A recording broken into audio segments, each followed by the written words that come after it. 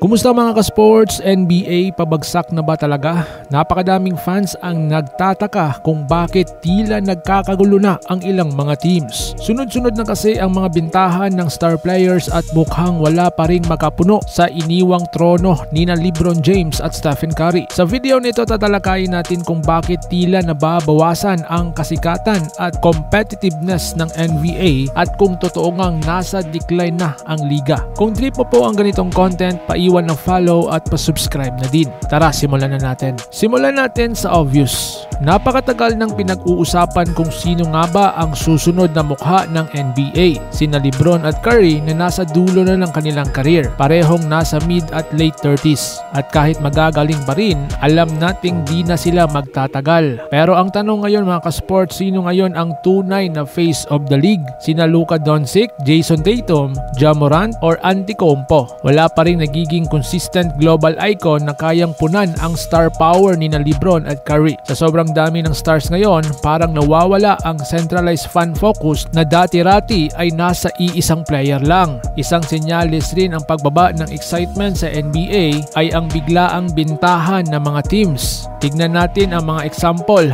Number 1 ang Chicago Bulls na binenta ang core team nila. Portland Trail Blazers, wala ng star power mula nang umalis si Lillard. Golden State Warriors, biglang binuo ang super team pero mukhang hindi magtatagal.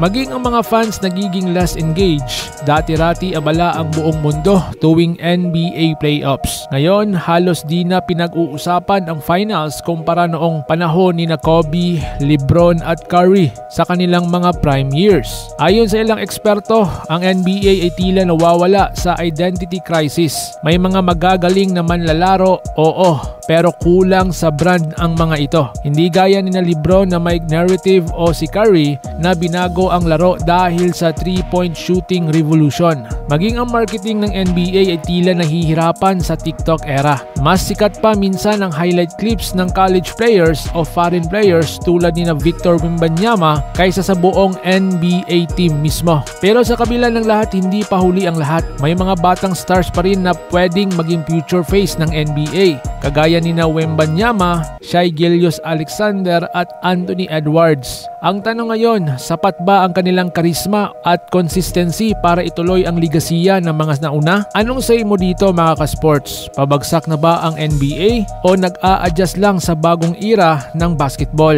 I-comment mo na yan sa baba at huwag kalimutang i-like ang video at mag-subscribe para sa mas marami pang sports updates.